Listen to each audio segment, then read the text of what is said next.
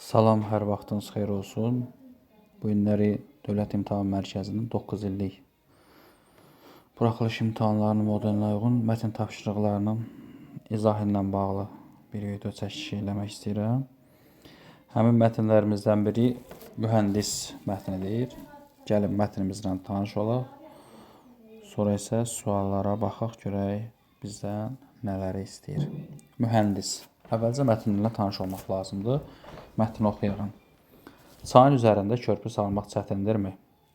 Əgər çay ensiz olsa, onun üstündən şalban və ya tir atılsa, körpü hazır olar. Bəs Araz, Kür kimi çaylar necə? Belə böyük çayların üstündən salınacaq körpünü tikərkən metaldan və ya dəmir betondan istifadə etmək lazımdır. Bəs necə müəyyən etmək olar ki, belə nəhəng körpünün neçə dayağı olmalıdır? Körpü nə qədər maşının və adamın ağırlığına dözər? Güclü qasırğa, şiddətli tufan qopsa, körpü uçmaz ki. Yazda çayların daşmasına, selin kükrəməsinə, körpünün dayaqları tab gətirə bilərmi? Kür çayı üzərindəki ilk dəmir körpünü kim tikmişdir? Tutaq ki, çox yüksək sürətli yeni model idman avtomobilinə ehtiyac var. Belə avtomobilə necə mühərrik lazım olduğunu kim deyə bilər? Bu suallara cavab vermək üçün bir çox elmləri, fizika, riyaziyyat, kimya, rəsm-xətt, məntiqi çox yaxşı bilmək vacibdir. Bütün bu sahələri kompleks şəkildə öyrənən, qazandığı bilik və bacarıq nəticəsində möhkəm dayaqlı körpü və yüksək sürətli avtomobil düzəldən mütəxəssis mühəndis adlanır. Körpülərin, evlərin və başqa irili xırdalı tikililərin layihəsini işləyib hazırlayan peşəkar inşaat mühəndisi, avtomobil düzəldənlərsə mühəndis mexaniklərdir. Sənayenin müxtəlif sahələri, kimyası mühəndislər, elektrik mühəndisləri, neft mədən mühəndisləri və başqa ixtisaslı mühəndislər tərəfindən inkişaf edilir. Fabrik və zavodlarda aparıcı mühəndislər sexlərin və laboratoriyaların işini yönləndirirlər. Mühəndis həm çox bilməli, həm də çox iş bacarmalıdır. Elmi texniki tərəqqini sürətləndirmək üçün müəssisələrin texniki cəhətdən təkmilləşdirməsində hər cür ixtisasdan olan mühəndislər əməyi böyükdür. Bugün vətənimizin qeyri-neft sektorunda nailiyyətlər qazanması vacibdir. Bunun üçün ölkəmizin savadlı mühəndislərə çox ehtiyacı var. Gələcəkdə mühəndis olmağı arzulayan gənclərimiz çox oxumalı və daha dərindən biliklərə yiyələnməlidir. Mətni oxuyandan sonra tanış olursunuz. Əgər mətndə tanış olmayan bir hissə varsa, qayıdıb yenidən oxumağınızı məsləhət edirəm. Yəni ki, mətn eləyərkən əsas məsələlərdən biri mətnin qavranılmasıdır. Sonda nəticə çıxarılmağı bacarmaqdır. Onu bacarırsansa, abzasların yerini müəyyənləşdirə bilsən, mətnlə bağlı heç bir problem olmayacaq. Mətn əsasən yanlış fikirdir. Birinci sualımızdır. Deyir ki, mətnə əsasən yanlış, yəni mətnə əsasən yanlış fikir tapılmalıdır. Həyat təcrübəsi olan, istənilən insan mühəndis ola bilər. Bu cavab qalsın, keçək o birlərə. Zaman keçdikcə mühəndislik sahəsində görülən işlərin əhatə dairəsi genişlənmişdir. Həqiqətən də mətnimizdə bu doğru cavab hesab olunacaq. Həyatın müxtəlif sahələrində mühəndislərə ehtiyac vardır. Bəli, mətni oxuduqca görürük ki, həyatın müxtəlif sahələrində həqiqətən də mühəndislərə ehtiyac var. Mühəndislik peşəsi hesablamaların dəqiq olmasını tələb edir. Əlbəttə ki, doğru fikirdir. Elmi yalnız bir sahəsini mükəmməl şəkildə qavrayan insan savadlı mühəndis ola bilməz. Həqiqətən də doğru fikirdir. Yəni, baxaq, tutaq ki, burada deyir ki, mətnə qayıdıb baxırıq ki, deyir ki, bu suallara cavab vermək üçün bir çox elmləri, fizika, riyaziyyat, kimya, rəsm-xətt və məntiqi çox yaxşı bilmək lazımdır. Demək, buradan belə bir nəticə gəlirik ki, həqiqətən də mühəndis olmaq üçün bir çox elmləri daha yaxşı bilmək lazımdır. Və mətnə əsasən yanlış fikir hansıdır? A bəndə. 32-ci sualda deyir, çərçivə daxilində verilmiş sözün mənasına uyğun nümunəni müəyyən edin. Birinci qayıdırıq, çərçivə daxilində verilən nümunəyə baxırıq. Orada görək ki, nə mənasında işlənib. Çərçivə daxilində verilən söz kompleks sözdür. Həmən cümləni oxuyuruq və çərçivə daxilində olan sözün mənasını müəyyənləşdirib, gəlib həmən yerdə doğru variantı tapadır. Bütün bu sahələri kompleks şəkildə öyrənən, qazandığı bilik və bacarıq nəticəsində möhkəm dayaqlı körpü və yüksək sürətli avtomobil düzəldən mütəxəssis adlanır. Kompleks, yəni əhatəli şəkildə bütün bu sahələri əhatəli şəkildə öyrənən, yəni bütün əhatəli şəkildə öyrənən mənasına gəlir burada. Kompleksin iki mənası var. Yəni bir var əhatəli, çox. Bir də ki, məsələn, idman kompleksi. Geniş. Məsələn, bax burada baxırıq. Çərçivə daxilində verilmiş sözün mənasına uyğun. Heydər Əliyev kompleksində həm də muzey vardır. Bax, bu kompleks həmən sözün mənasında deyil. Çünki burada hansı bir idarə təşkilat mənasında işlənir burada. Kənd təsərrüfatının inkişafı üçün respublikamızda kompleks tədbirlər keçirir. Bax, bunu götürəcək. Niyə? Çünki əhatəli tədbirlər keçirir deyə bilərik. Başda salınmış yeni yaşayış kompleksləri göz oxşayır. Yəni, binaları mənasındadır burada belə deyək. Bu da olmaz. Bu sahələrdə həyata keçirilən kompleks işlər, yəni əhatəli işlər təhsil sisteminə ehtiyacdan irəli gəlirdi. Demək, hansılardır? Cavablarımız 2 və 4-dür. Uyğunluğu müəyyən edin. Giriş hissə, əsas hissə və nəticə hissəsi. Bilirsiniz ki, mətnin 3 tərkib hissəsi olur. Giriş hissə, əsas hissə və nəticə hissəsində. Giriş hissə görək hansılara uyğundur. Mühəndis bir çox elm sahələrini dərindən bilməlidir. İndi baxaq, mühəndis bir çox elm sahələrini dərindən bilməlidir. Gəlin mətndə baxaq görək hansı hissədədir o. Baxaq.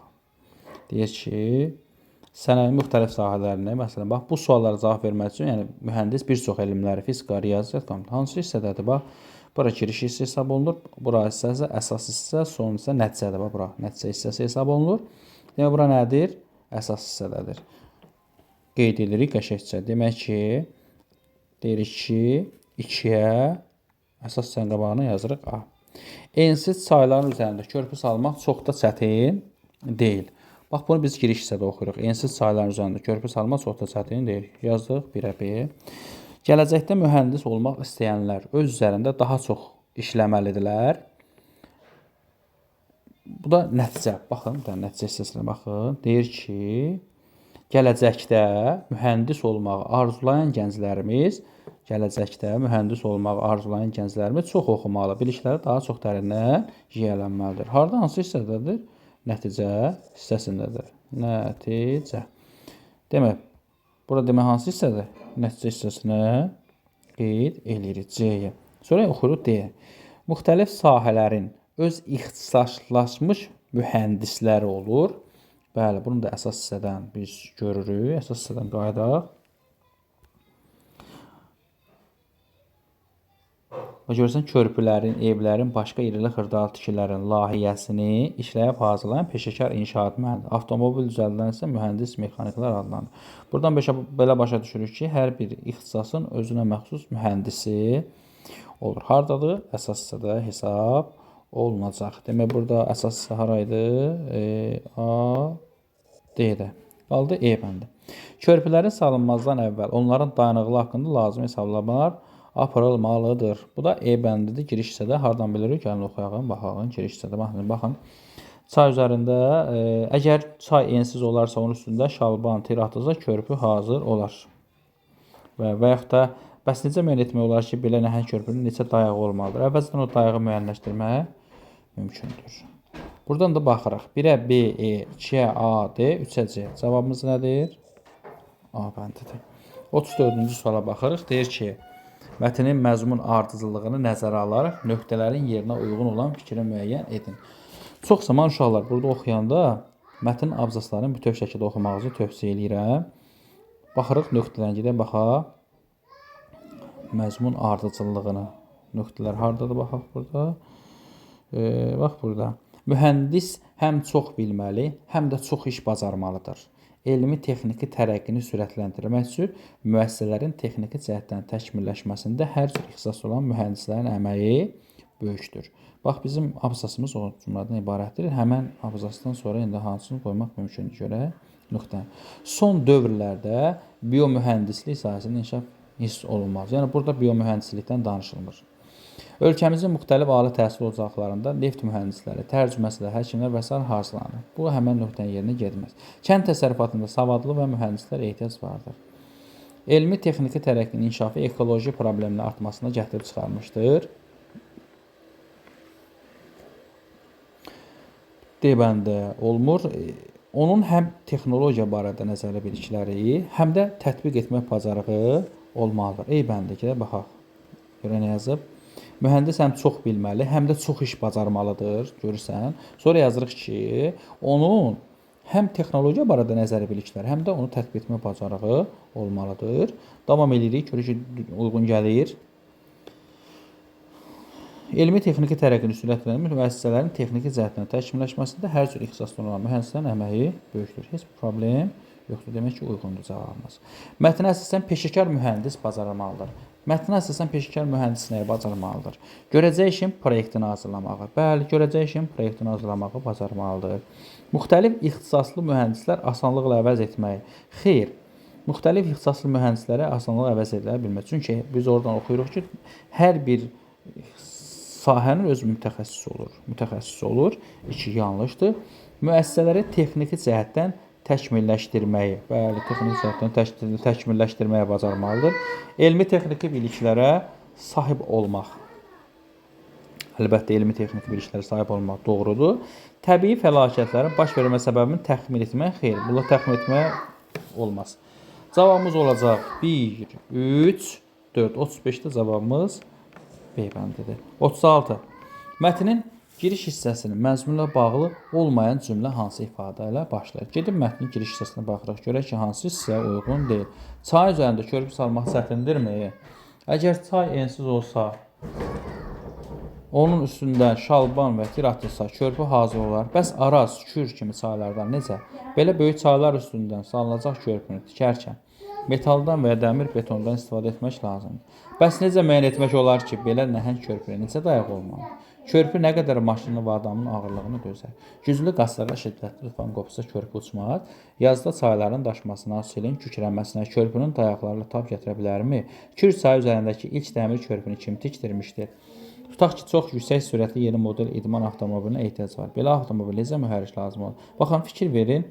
Körpü uçması, yazda çayların daşmasına, selin kükrəməsinə, körpünün dayaqları tab gətirə bilərmi? Bax, bura qədər hər şey normaldır. Əslində, bax, buradan bax, Kür çayı üzərindəki ilk dəmir körpünü kim tikmişdir? Tutaq ki, çox yüksək sürətli yeni model idman avtomobilinə ehtiyac var. Artıq buradan görürük ki, burada olan bura qədər mətnin məzmununa uyğun deyil. Hardan başlayır? Kür çayı. Cavabımız C bəndidir. Mühəndis peşəsinin vacibliyi haqqında fikirlər mətnin hansı tərkib hissəsində və ya hissələrində öz əksini tapmışdır? Uşaqlar, bax, burada vaciblik haqqında oxuyuruq.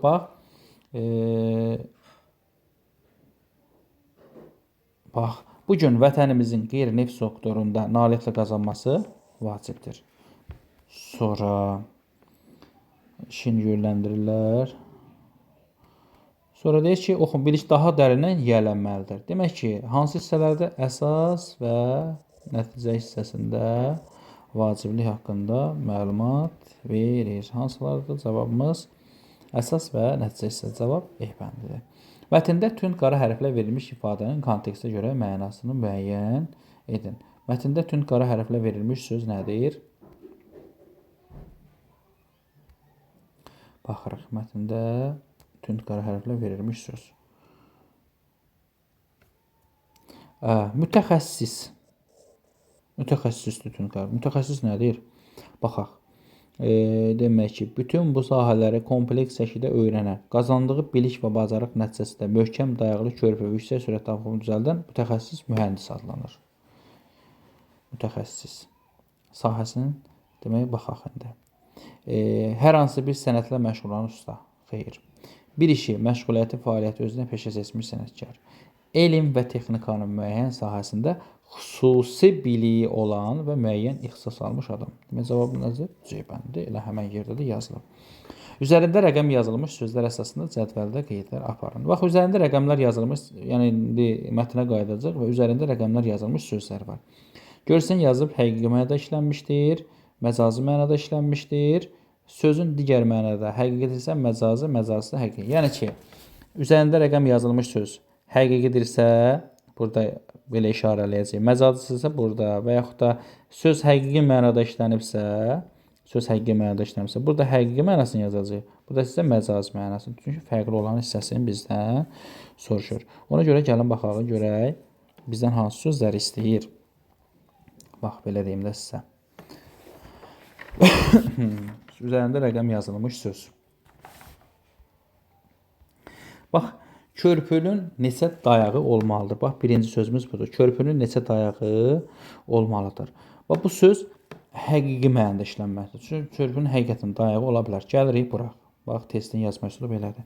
Həqiqi mənada işlənmişdir. Bura quş işarəsi qoyuruq, həqiqi mənada işlənmişdir. Artıq məcazi heç bir şey yazmırıq. Çünki söz həqiqi mənadadır.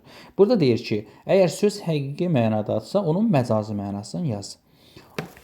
Məsələn, yazırsan, o xalqın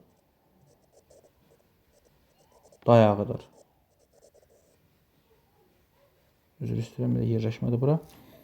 O xalqın, məsələn, yazıram, dayağıdır. Dayağıdır. Bu da məcazi mənasında, yəni testdə qeyd edirsən. Bunu da silirəm. Keçirik o birisi söz. İkinci söz görək hansıdır? İkinci söz. İkinci söz yazır ki, iki hardadır uşaqlar? Hə, güclü qasırğa, şiddətli tufan, körpü uçmaz ki, bax burada vururuq. Burada uçmaz sözü ikincidir. Körpü həqiqətən, uçmaq sözünü bəzən uşaqlar burada səhv salırlar. Uçmaq iki mənada işlənə bilər. Tutaq ki, indi hələ bir mənasını deyirəm, çox mənası var, amma iki. Tutaq ki, körpü həqiqətən uçub dağılmağı mənasında, bir də var məsələn quşun uçmasına. Körpü həqiqətən uçub dağıla bilər də. Buna görə də biz nə edirik ki, biz bunu həqiqi mənada götürürük. Həqiqi mənada körpünün uçması buradan həqiqi məna altından işarəmizi qoyuruq. Məsələn yazırsan ki, bu gün vaxt uçur. Məsələn yazırsan ki, bu gün vaxt uçur. Bax, oldu nə? Məcazi mənada. Yazandan sonra düz onun qabağına yazsan, olacaq sənin fikrin düzdür. Sonra üçüncü cümləyə baxırıq. Üçüncü sözə daha doğrusu. Üçüncü sözdə nə yazıb? Üçüncü sözdə yazıb ki, tutaq ki, çox yüksək sürətli yeni model idman avtomobilinə ehtiyac var. Burada yüksək sürətli məcazi mənada işlənmişdir. Məcazi mənada gəlirik bura. Məcazın altında bax buradan məcazi bir dənə quş işarəsi qoyuruq. Bu işarədən sonra məcazisə biz bunu nə edirik? Həqiqi mənada. Məsələn yazıram ki, yüksək dağ məsələn. Dağ həqiqətən ola bilər də yüksək dağ. Bu da belə. Sonra dördüncü sözə baxırıq. Dördüncü söz bizdən görə nə istəyir? Hamısını doldurmaq lazımdır dördüncü sözdə. Avtomobil düzəldən. Həqiqətən də ki, avtomobil düzəldən burada. Avtomobil düzəldən. Bax, düzəldən. Həqiqi mənada ola bilər. Demək, bu nədir? Həqiqi mənadadır. Düzəldən həqiqi mənadadır. Amma məsələn deyirsən ki,